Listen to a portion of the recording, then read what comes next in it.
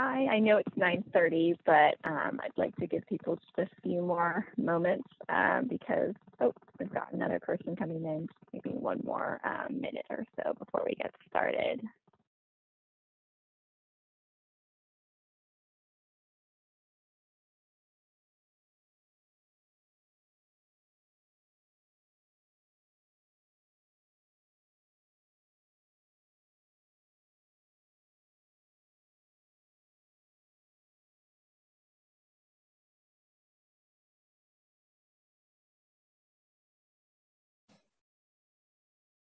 Hello, good morning.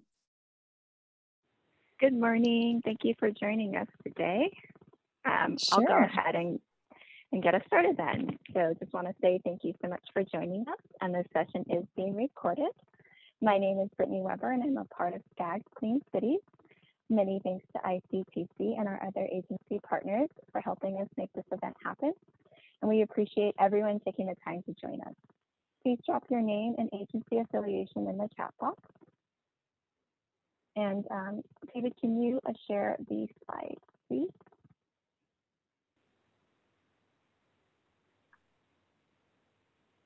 Next slide, please. We have 4 items on our agenda, and we have a few housekeeping notes. Please drop your questions in the chat box, and we will answer them at the end of Kylan's presentation. Materials will be provided after the webinar. And I will be kicking off this meeting with a few introductions. Allison and I are part of Clean Cities, which focuses on alternative fuel vehicles and their infrastructure. Allison will be monitoring the chat for any questions. And a huge thank you to Kylan Ratcham from the Governor's Office of Business and Economic Development for the presentation on AB 1236. Next slide, please. I want to provide you with a few SCAG program updates before we get started. First off, Go Human. Go Human is our outreach campaign that aims to reduce traffic collisions in Southern California and encourages biking and walking. On top of our safety demonstrations, we host workshops, webinars, and technical assistance. This slide highlights 6 of the programs and resources available through Go Human. Firstly, we have grants up to $10,000 available to community organizations for projects aimed at building street-level community resiliency and increasing the safety of people most injured and killed by traffic. While government organizations are not eligible, we encourage you to partner with community organizations and apply. Applications are accepted until May 19th, so please submit them online. As a part of the mini grant, recipients will receive safety materials. You don't need to apply for the mini grant to take advantage of these materials and can request them online at any time. We also have a kit of parts available upon request to facilitate safe street features. We are seeking 20 Imperial County volunteers to participate in educational and engagement strategies to improve safety through virtual interactive workshops. Successful ambassadors will earn $500 for participating. Community residents, leaders, and/or faith groups are encouraged to apply. Recruitment ends in September, so please reach out to anyone who may be interested in participating. Our sub-regional safety peer exchange includes virtual sessions for stakeholders and practitioners addressing traffic safety. And we would love Imperial to join in on these sessions. And finally, we have an ongoing safety pledge that we invite all of you to sign. Next slide, please. This timeline highlights the dates of the outlined programs, and Allison will drop the contact information of our Go Human team contact, Andreas Carrillo. Next slide, please. Our last mile freight program seeks to fund commercial deployment projects targeting zero and near zero emissions for last mile delivery. This includes heavy and medium duty vehicles, equipment, and supporting infrastructure. It has $10 million in funding, and SCAG is currently calling for projects to deploy zero and near zero emission last mile delivery vehicles. The project lead is Scott Sherlecki, and Allison will drop his contact information in the chat box. As you can see, we have an application workshop coming up on May 18th, and the call for project deadline is July 14th. Next slide, please. As part of the 2020 Sustainable Communities Program, SCAG will be releasing a fourth call for applications focused on civic engagement, equity, and environmental justice for all. This will open in the fall, and SCAG will be holding listening sessions this summer to inform the program guidelines, and local agencies are encouraged to attend. More details on the listening sessions will be shared in the coming weeks, and Allison will drop the link to the project site in the chat box as well. Next slide, please.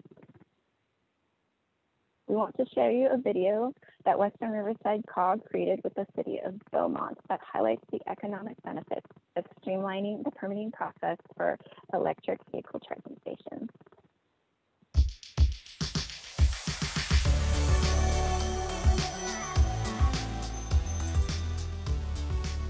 So I'm Christina Taylor, City of Beaumont. We had a shopping center that had been entitled many years ago called San Gorgonio Village. Then the property owner developer approached the city and said that Tesla was interested in putting in a bunch of charging stations. And so we were like, okay, cool, thinking like, 10 or 15 maybe, but I think we have something like 26 Tesla charging stations out there, something to that effect. Most charging stations, when you plug it in on an empty battery, it'll say anywhere between 45 minutes to an hour and 10 to get to a full charge. The product in Beaumont is so advanced that when you plug in, I've never seen it say less than 30 minutes. So it's charged, and in some, I think I've taken some screenshots where it says it's charging in the initial phases at the capacity of 600 miles per hour. All developments in California are required by law to have EV charging spaces. From Wood Investment, the developer and the landowner's perspective, they saw an opportunity to partner with a great company, which is Tesla, to fill a void within their network. It's partially on Tesla's map because it's halfway between Orange County, LA County, and the desert. It's just a good natural stop on Interstate 10. So adding Tesla brings a lot of new shoppers to the shopping center. There's Ulta and, like I said, In-N-Out, Raising Cane's, Five Below, so things that tend to generate a lot of traffic, right? But it's ended up working out great. In-N-Out has been happy, master developers have been happy, the chargers are used. I live in town and I work in town and, drive through, and I'm like, oh, I'm always shocked at the number of Teslas that are out there charging. I knew that it would put Beaumont on each Tesla's map system where they would say, look, I could stop here. They get off the freeway, they go over to that charging station, and they see a really top-notch development. They see the other amenities around and they go, whoa, Beaumont, I didn't even know this was here. This looks like a pretty nice place. They're thinking, wow, this is an area that I haven't been to before. Now that I've been here, I'm much more inclined to come back.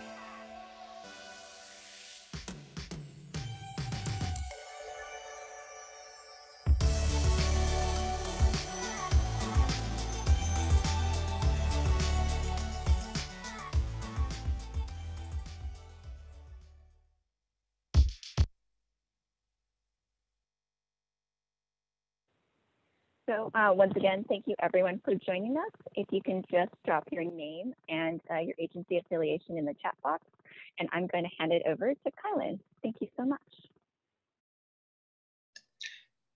Great, thanks, Brittany. Really appreciate it, and really want to thank all the folks at SCAG on the line today for organizing this virtual gathering to talk about charging stations and the permitting process to get these chargers installed and ready to go to support the vehicles that are going to clean our air and support jobs in California.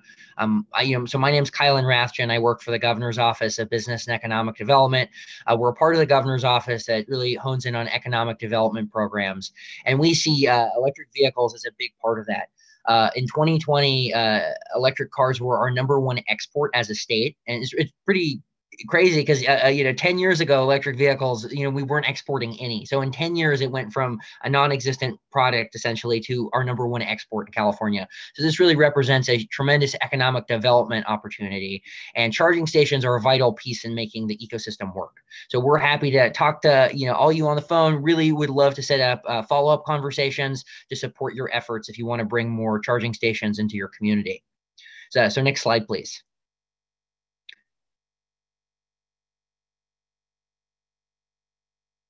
Great. So today what we're talking about is EV charging stations. So that's, people have, in many cases, they have an idea of what that is, but I can give you just a brief overview of what that technology represents. So first we have like a level 1 charging station. So this will come usually equipped with an EV. And there's numerous models available, that can go, well over, 300 miles. So it goes as far as most typical gas-powered vehicles. But a level 1 charger, you can plug it in at home, your normal outlet, and you'll get about 5 miles of charge per hour. I'm charging up my electric car right now through this means, and it's great, but often you need a faster charge. So that's when level 2 charging stations come in. With this kind of power, you'll get about, 20, 50 miles of charge per hour. You can have a qualified electrician install a level 2 charger in your home, or they can be publicly available. And you'll see many of these chargers throughout California installed in public locations. And number 3, we have your DC fast chargers. This includes your Tesla superchargers. I know there's a few of these in El Centro, so we can talk about that a little bit later.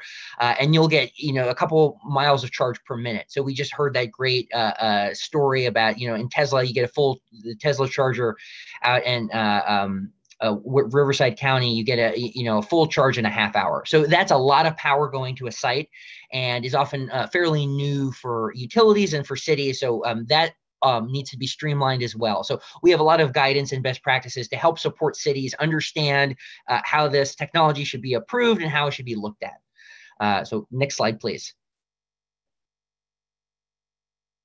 So where are the charging stations at in Imperial County? So we have some great charging stations in the area. And I also just wanted to go back and just realize I missed our first question that we were going to do. So just in regards to this topic of permit streamlining, we have this law AB 1236, which is all about how to make it easier to get a charging station approved.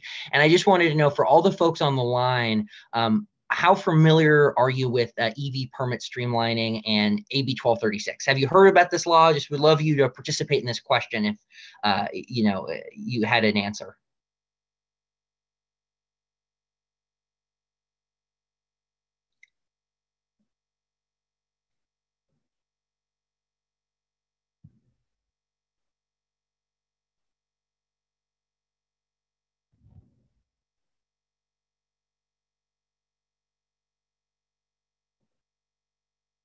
Great. So we'll give it a couple more seconds here if anyone has any thoughts. If you know about AB 1236, permit streamlining with charging stations, any thoughts about this topic? If you are familiar, heard about it, haven't heard about it at all are welcome. So just would love to see your initial thinking.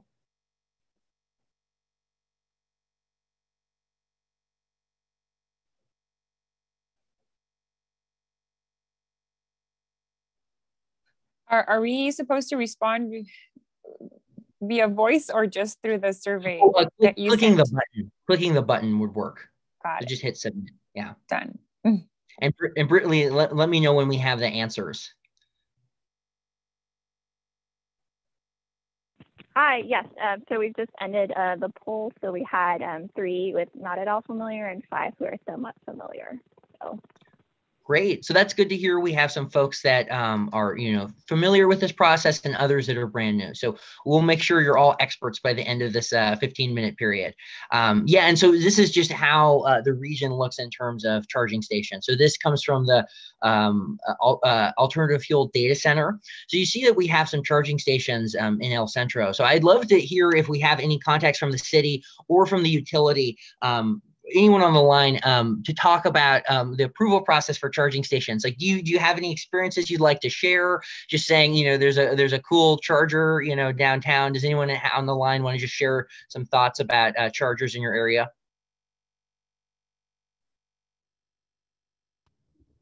Hi, this is Christian from City of El Centro. Our most recent station is here in front of City Hall at the Bank of America. It's an Electrify America charging station. I think the process here at the city was pretty straightforward. However, the applicant did have issues. Electrify America had issues connecting it to IID's network. There basically wasn't sufficient power that the charging stations were going to draw. So I remember it was challenging, but I think it got done. Great. Yeah, no, I know that's one of the challenges with some of the super, chargers where you'll have a lot of power going to a site and it can take some time. So we have a guidebook that helps support the permitting process. We also have a section on utilities. So I can go over that in a second, but also just want to give an opportunity if anyone else has any thoughts from the local perspective of, the charging stations nearby you, if you've been involved in an installation or permitting process. Hello. Well, I have not been familiar with any type of permitting process yet. We do have it in our ordinance, but I don't have any experience as to going through the actual process. I'm very interested, looking forward to learning more. Great. Perfect. Well, thank you all, for engaging in this topic and for giving them some feedback. So we're excited to see that there's some chargers in Imperial County, and excited to see many more come online in the coming years. So we're going to have a great conversation about that. So next slide, please.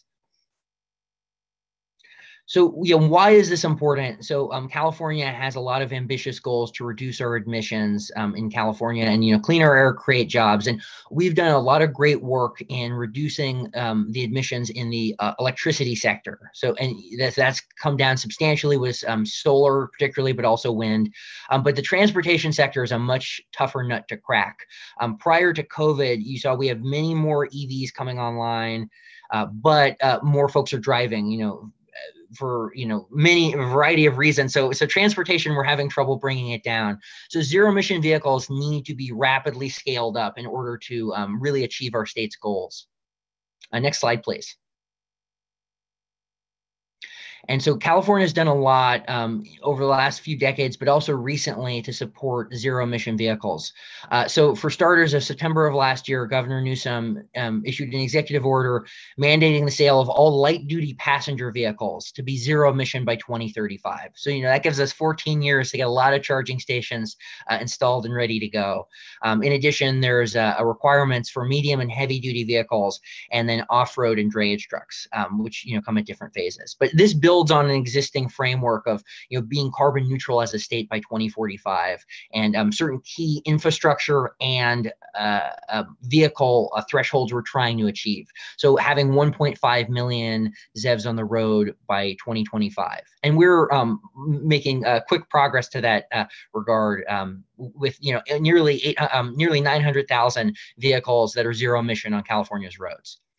And to support this process, we need more charging stations. And fortunately, California in 2015 passed a law called AB 1236.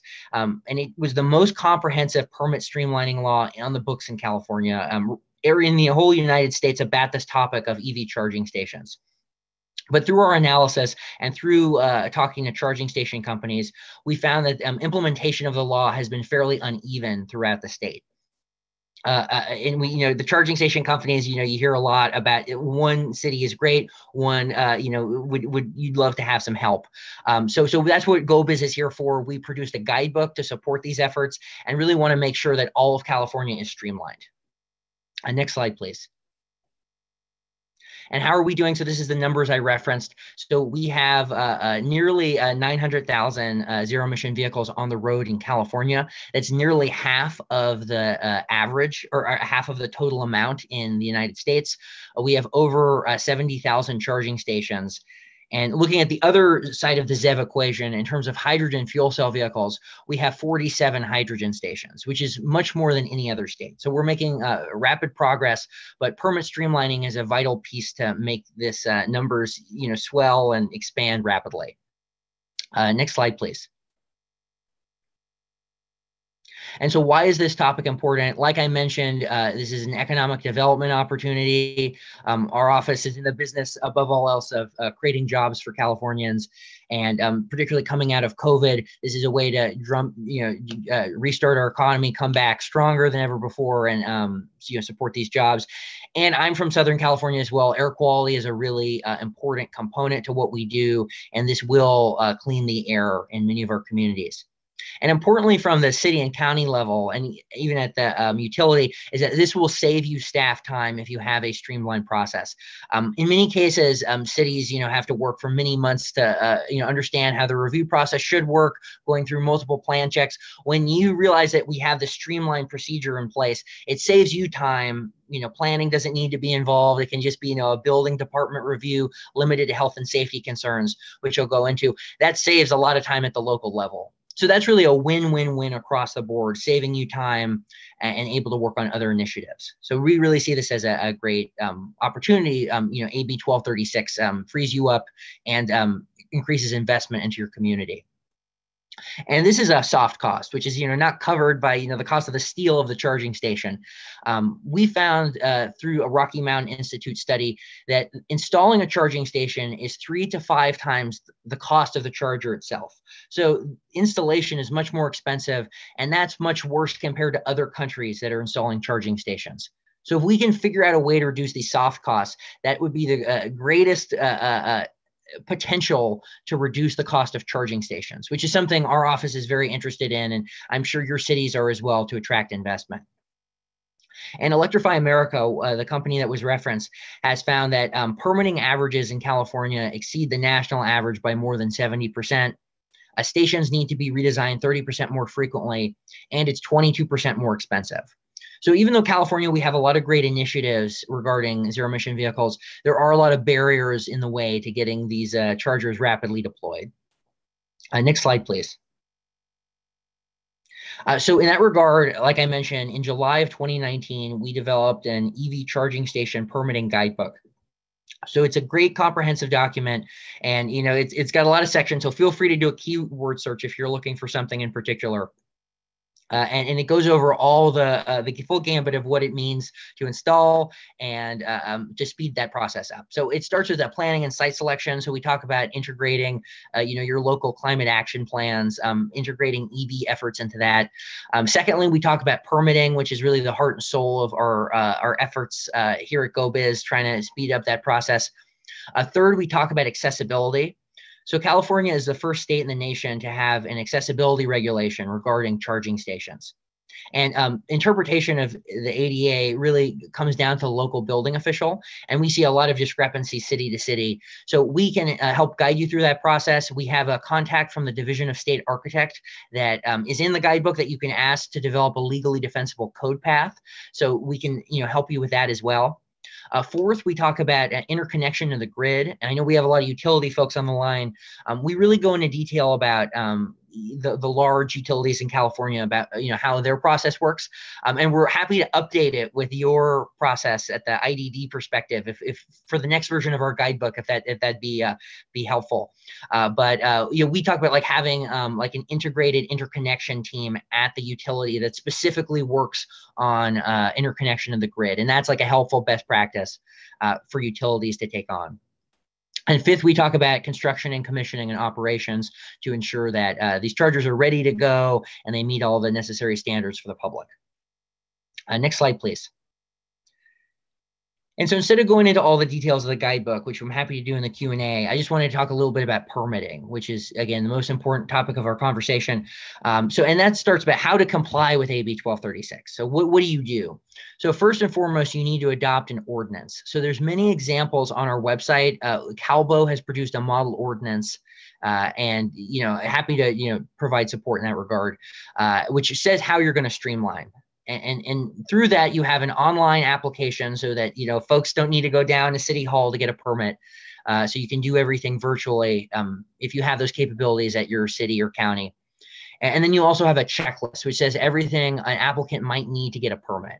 And that's for commercial chargers, for residential chargers, medium or heavy duty vehicles, any kind of charger needs to be included within that checklist.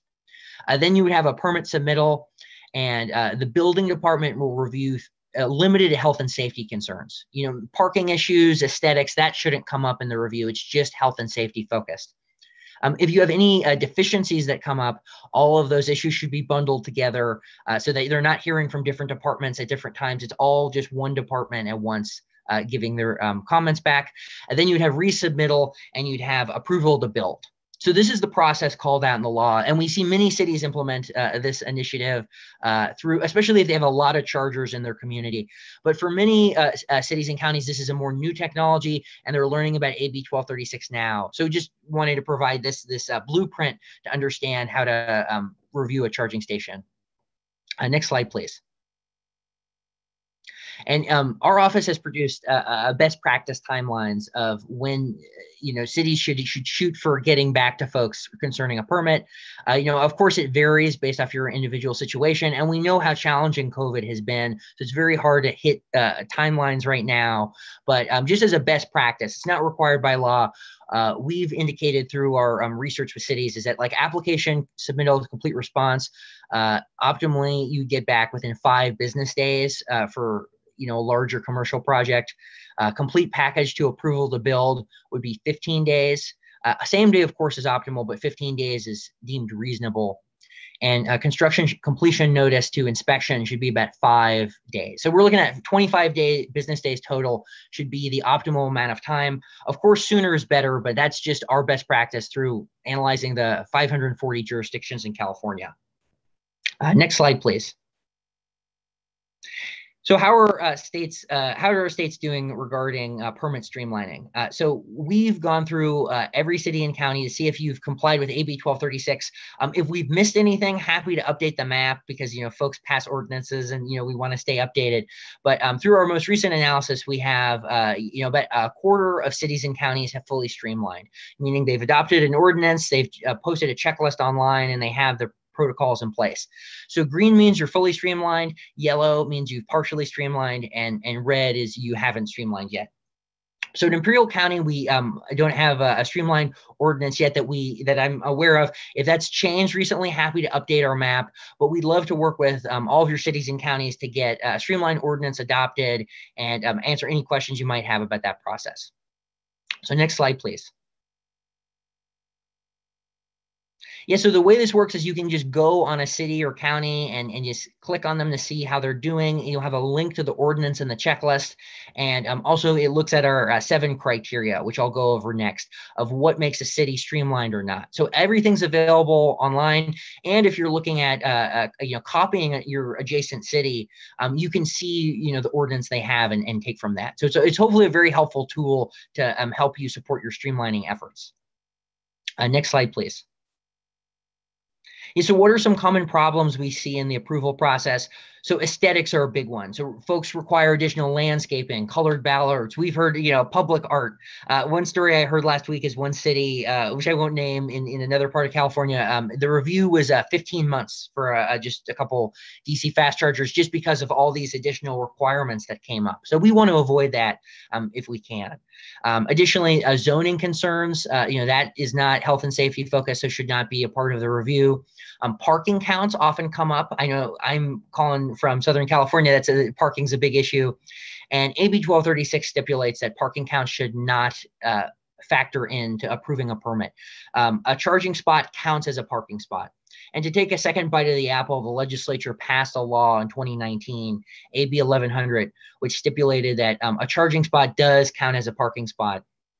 And an accessible EV charging spot with an access aisle should count as 2 parking spots. So that's what that law says. Additionally, electronic signature, a lot of cities don't use that for charging stations. You don't have to if you have no electronic submittal capabilities, but if you have any e-signature component to your review, it should also be applied to charging stations. So they should be uplifted to that particular criteria if you have it available at your city or county. Additionally, different ADA interpretations, which I mentioned, often delay projects and very much confuse charging station companies that are responding to the ADA from different jurisdictions in different ways. And the biggest issue of all is lack of awareness of AB 1236. So we love to see that 2/3 of the folks on the call now are aware of AB 1236, but many cities aren't aware. This law passed, 6 years ago. So this is really taking a second bite of the apple to ensure that everybody in the state knows about this, and we can make sure that we're streamlined. Next slide, please. So what are we looking at in terms of the specific criteria? So I mentioned this. So you have a streamlining ordinance, many examples online. Second, you have a permitting checklist, which covers the full gambit of charging stations that might come through City Hall. Third, you have an administrative approval process of a charging station permit through the building department. Fourth, that review be limited to health and safety concerns. This is the most important part of the law, which is just health and safety focused. Next slide, please. Fifth, again, electronic signatures are accepted if you have the ability to do so at the city. And again, just having it be even over email if possible. I know cities think of creative ways of doing things virtually. It really does speed up the process and helps the charging station companies. Six is that the review not be limited to association approval. So like a condo board can't deny a project from going through. Seventh, again, that there be one complete deficiency notice. So all comments can be responded to at once. And eighth is what I spoke about the expedited timeline. You get a bonus point on your map if you say on your building department website, you'll hear back from us within 15 business days for a charging station permit. So we just want to encourage that practice, even though it's not required by law. Next slide, please. Yeah, so how are we doing in terms of raw numbers? So 131 cities have streamlined. So we still have a ways to go, but we have made a lot of progress in 2020. So 70 cities and counties, after hearing about AB 1236, realizing they needed to adopt an ordinance, have moved up this ranking system. So we've made a lot of progress. I believe the SCAG team probably remembers better than I do, but when we started this, I think we were at like 18%. So, we've gone, close to 24 in just the, last year or so. So progress is happening, but we would love your support in getting Imperial County green and ready to go for investment. And yes, again, still, but half the state has not streamlined. So there is a lot of regions that, this is more new and they didn't take part in AB 1236 when it first passed. So it's, very understandable. A lot of folks are in the same boat, but happy to work with you all to get there. Next slide, please. So how to become green on the map. It's really two documents we're looking at. It's the ordinance and it's the checklist. It's a very easy process in many cases. I know going through city council or board of supervisors can take a while, but in almost every case, the adoption of the ordinance is unanimous because it's complying with state law, it's supporting investment, and it's been on the books for a few years, AB 1236. So it shouldn't be an issue, but we're happy to talk to any member of the public, a city council person, to help speed up that process and support your efforts. Additionally, you want to make sure it's streamlined behind the counter as well. So, it's removing the planning department from the process. It's ensuring you're, have this streamlined review so you know what's going to happen when a charging station company wants to invest in your community. Next slide, please. Yeah, so why is this really important in terms of, the hard nuts and bolts of investment? So I was talking about permit streamlining. It's an important thing to do, but it's particularly important because later next week, the California Energy Commission will be investing nearly $1 million specifically in Imperial County for charging stations. So this is a really exciting time. So that map I showed you will have a lot more dots on it with charging stations because of this program. So it's called Cal EVIP. It's the California infrastructure program for zero emission technology for charging stations. So the way this works is it's a block grant program that provides charging stations for individual counties in California. So we've had them existing in, Fresno for a long time, for the Bay Area, for East Bay just got one last year. And now we have a project focused on the inland counties and specifically about $900,000 earmarked for Imperial County.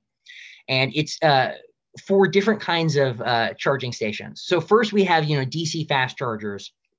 And so we have about $500,000 just geared for Imperial County, up to 4 DC fast chargers per application. And you can get a lot of money per charger, $40,000 for your low power DC fast chargers and up to $80,000 for a high power DC fast charger.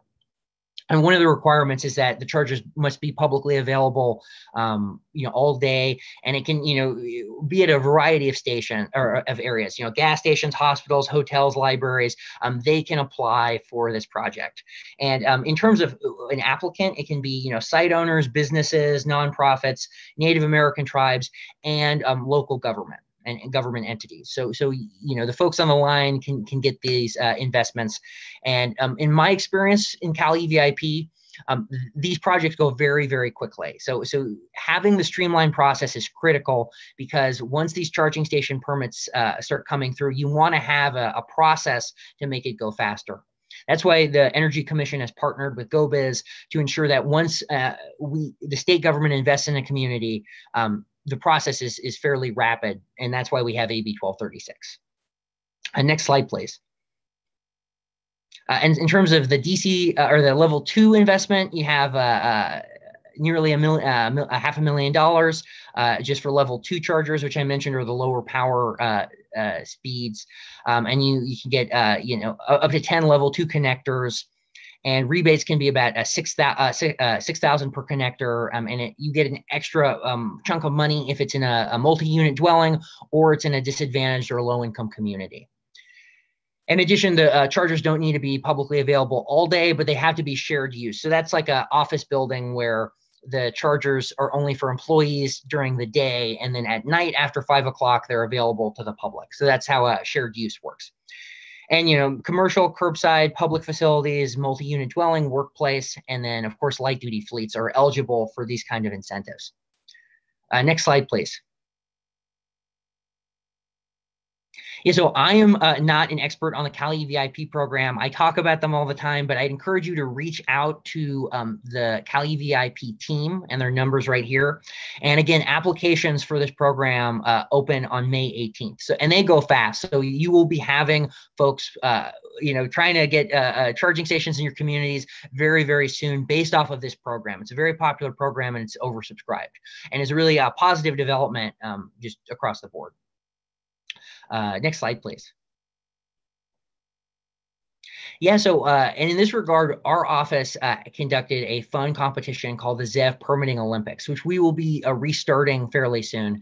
It ended on Earth Day, and the way this worked was if your county and all the cities within your county streamline, you would get a gold medal in the Permitting Olympics. And by Earth Day, we had 5 counties fully streamlined. And we had very urban counties like Alameda County. We also had Alpine County streamlined as well. Napa County, San Francisco, and then Tuolumne. So a range of folks got really engaged in this initiative. And, we had Board of Supervisors, accept awards, a virtual ceremony, and the governor sending certificates to all of the individual winning jurisdictions. So we're going to restart this, and we would really love to have Imperial County as a gold medal winner in our next competition. So happy to support your efforts when we do ZEV Permitting Olympics Round 2. And yeah, again, my team at GoBiz, we're a resource to you all here. Any kind of electrification programs you want to start or work on, blank check, we're happy to help you all. So next slide, please. Yeah, so just please contact us with your questions. My name's Kylan Rathjen, and my colleagues Hannah and Ozzy also work on permit streamlining and electrification support work. So just let us know if you have any questions. And we also have a newsletter called The Plug and the Nozzle if you're interested in learning more about the governor's initiatives on zero emission technology. So thank you. I know it's a long presentation, and happy to kind of lead into questions. But before I do, I want to ask one follow-up question through a poll is how comfortable are you in implementing AB 1236 in your local community? And there's a chat box. If you could just enter it in the next 15 seconds or so, we'll reveal the results afterwards.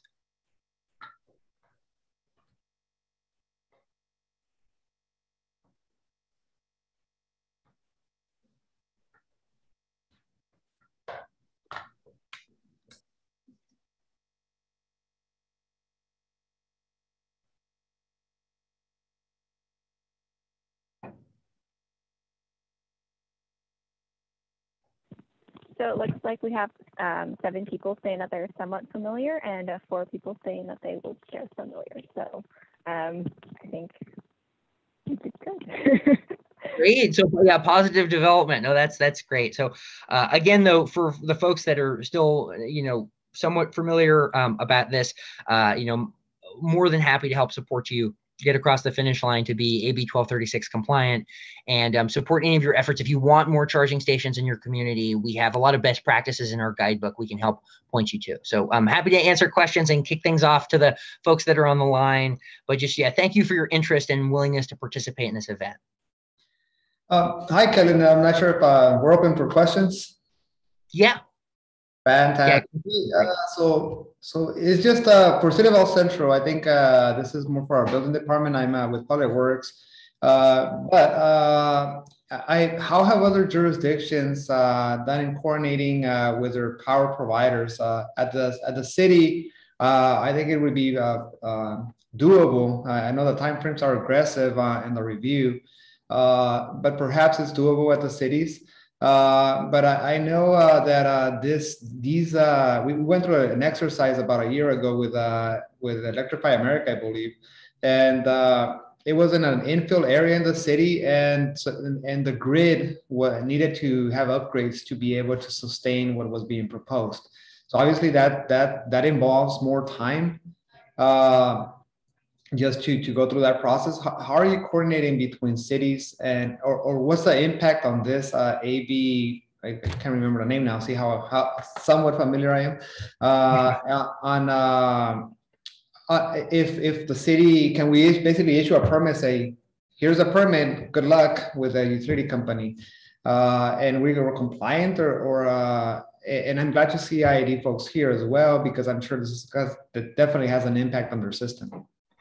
Yeah, so that's a great question. So AB 1236, the state's permit streamlining law, only applies to the local government, to the municipal side of things. So that's it kind of governs your component of the review, but the utilities, it's separate. So the way to help bridge the gap is just ensuring you bring the utility into the process as fast as possible. We indicate as a best practice is to have pre-application meetings with the applicant. So if you can bring them in as soon as possible, and then also having any kind of joint meetings with the utility and the city. So that's just a best practice we've seen. It's hard to do, particularly with COVID. And I know that there was a priority to interconnect buildings, new construction, instead of charging stations in 2020. There's a lot of backlog with the utilities, but I would just say integrating the utility as much into the conversation is just the best way to do it. And then having the utility having a designated person or set of people, like an interconnection team, is a really helpful best practice to speed this up. Because I know you might have a couple charging station permits come down the line, but once you have a lot more, having that established practice and having a key person you can get in touch with has been something we've seen that SMUD in Sacramento has done, and it's been a really helpful way to speed up the process.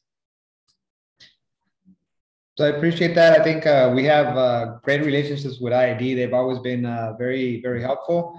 It's just a process and takes time. It might require upgrading a 1 mile section of the line, which in terms involves new power poles or new conduit runs. So now we're maybe a month out or 2 months out to get that. So I just want to make sure that the city is not punished for that and saying, hey, we approve the application, and perhaps the requirements from the utility company change the submittal from the applicant.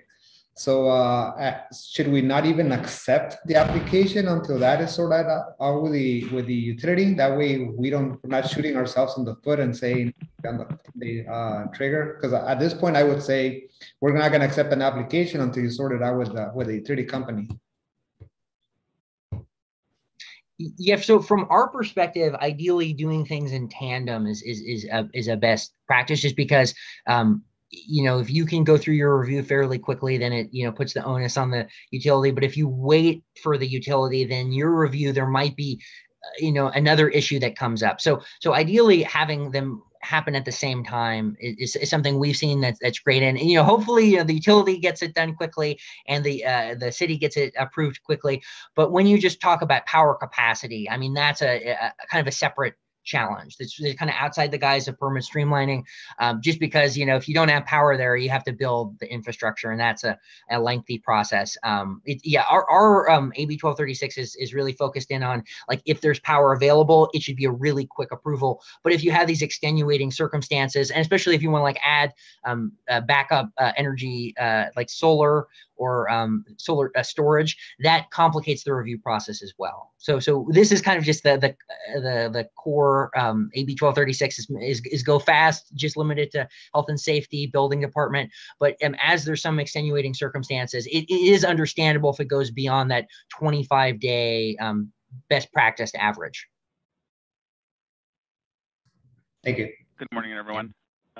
My name is Luis Garcia with IID, so the utility here in Imperial County. So yeah, I spoke to the planning department, and we're actually in the process of contacting the municipalities due to the new regulation for the advanced clean fleets. And basically, we'd like to get, actually I have to contact a lot of the cities to get more information about where they're planning on housing, you know, all these electric vehicles, and where the chargers are going, because the fast chargers do require, you know, quite a bit of power, and it does matter. Like I was involved a little bit in the Electrify America project, and we'd definitely like to be involved from the beginning, you know, from as soon as possible, I guess, just because the site does matter. You know, if it's an older site, I guess, and there's not a lot of capacity available, it is going to be more expensive to get power to it. You know, it may be possible, but it might require more resources. So we do definitely like to be involved in the beginning, and we need to have the details. You know, the panel size that they're going to need, the voltage, all those details are very important to have up front, because the level 2, you know, not so much, I guess, the capacity, but the fast chargers, they pull quite a bit of power. So definitely want to be involved there. Yeah, you bring up a great point, which we it's like the key lesson learned in our working with the utility section of our guidebook is just bringing in the utility as soon as possible. That's like I know you have so much planning you have to do to get power to a site with a DC fast charger. So yeah, the sooner you can bring in IID, the better. I think we tell the applicants that as well. Like Electrify America knows that, but some of the smaller charging station companies, you know, they don't realize. So just having utility engaged, you know, as soon as possible, and offering pre-application meetings from the city side and potentially from the utility side before the project actually you send in your plans is ideal to make sure it runs smoothly. Mm-hmm. Definitely. But yeah, we're definitely here to help. If anybody, you know, has questions, we can. I have the contact information now for a lot of you guys, so I'll definitely be reaching out to you guys.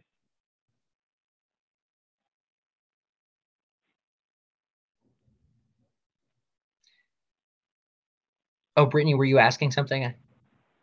Oh, no, it just looks like David Salgado had his hand up, so I wanted to make sure that we addressed. Thanks, Brittany. Yeah, real quick, I was just going to say thanks, Luis, for coming today and being available and hearing all the content that was provided this morning. I was going to just maybe mention and throw out there, Abraham, if you think it might be a good idea to request or ask Luis to maybe attend a TAC meeting, just to kind of an ICTC tech meeting, just to make the intro and let everybody know that we're all talking about this, and it's not going to go away. So I think the sooner we make the connection and continue the dialogue, the better. So maybe asking Luis to come over to or attend an ICTC tech meeting, just to kind of put a face to all the different names and see what's going on at the ICTC tech might be a good idea. Just throwing that out there, Abraham. I know you've chaired in the past and participate, so. Yeah, so as chair, Luis, you're cordially invited. The next meeting is May 27th, so maybe just do a present, just kind of introduction, and perhaps the other directors and regional cities can kind of by then see if they have any permits in the line, for electric vehicles, and then just so that we're all in the same page. It's a good area where we meet with public works directors and planners for the area. IID is also a voting member, I believe, or either a voting member or I'm not sure if they vote or participate at that meeting. But we always have IID reps most of the time, so that would be great to just do a presentation to the cities and the county. I'll send you the info. Yeah, definitely. Yeah, I can attend for sure. Fantastic. Thank you, Luis.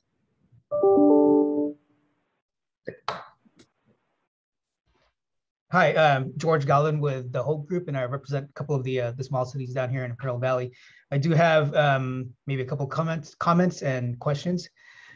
So in terms of the permit streamlining, and first of all, I think this would be a good topic discussion for ICTC TAC, because I have a couple of different questions that may be more appropriate for TAC rather than this workshop.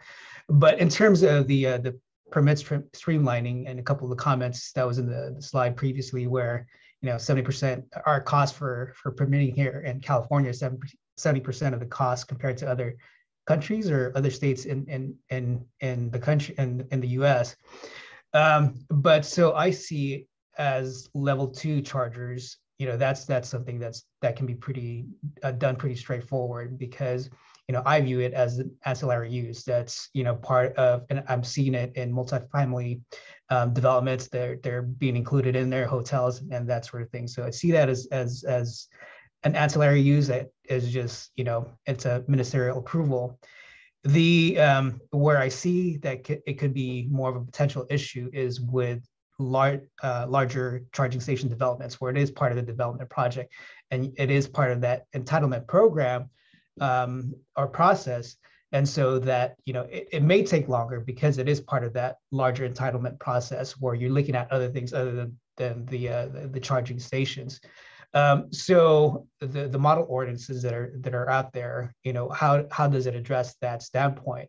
I may be seeing a project now in one of the cities where they are looking at maybe 2 charging stations as part of a much larger gas station or development, and I'm just seeing that as an ancillary use. But I'm going to be maybe requiring additional landscaping, and that's one of the topics that you discussed there. But yeah, that's running on a major highway, and so I don't want any, I want it to look nice, but I don't want to delay it any further either. Yeah. So thank you for the thoughts on the distinction between level 2 and DC fast chargers. You're 100% right. The review process should be very limited. So in terms of like the level 2 chargers, same day approval is optimal, and that's like a best practice. We see that it doesn't happen in the case of every city, and I think that's why California will still see this distinction between some of the other states, and that's just based off the average from Electrify America. But EVgo and Tesla have indicated a similar experience.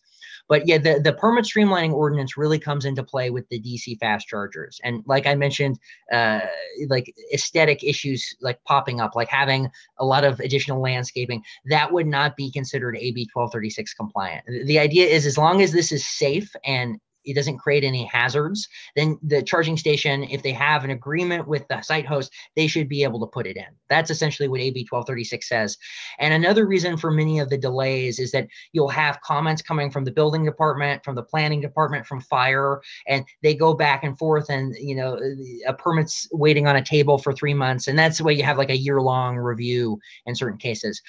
The building department should really be the onus of the review. Planning should be removed from the process, if at all, shouldn't even be involved. And that will really allow for you to get like a month, to get that permit out the door. So that's the vision of AB 1236. Obviously, it's different in certain situations, but that's why you adopt an ordinance to give the building official really the empowerment to kind of be the reviewer of a charging station, and then have the other folks be able to work on other projects while something like this happens. Because I know just a lot of cities, you have locals that want to have a lot of control. AB 1236 really gives you that cover to say, hey, it's just the building department, it's just health and safety focused.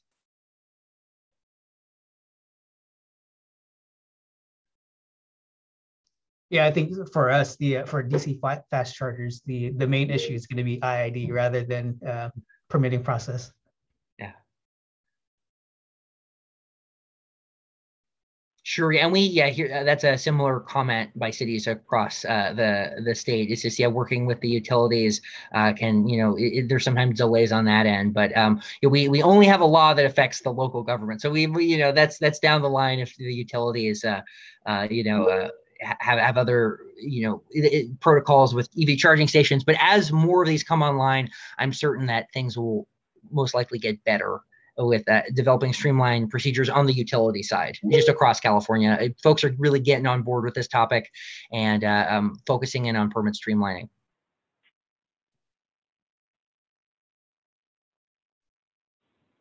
I think we have time for one more question. If anyone has a question or comment that they would like to provide.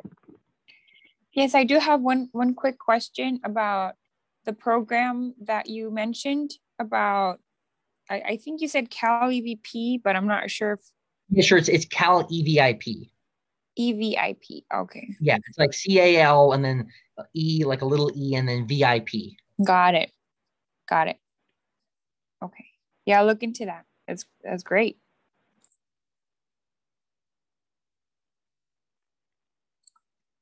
And we'll look into the handbook as well, because it looks like it'll be very helpful. Thank you. Oh, of course. Yeah, happy to help. Any questions, please let me know. I know the folks at SCAG can be your first line of defense with questions, but if you ever want to talk about the guidebook, I'm happy to jump in. And the Cal EVIP project is really popular. It's gotten a lot more funding because it's oversubscribed, and we really want to focus in on getting the inland counties in California a lot more money as well. So it's nearly $1 million, and it goes fast. So there'll be more charging stations coming.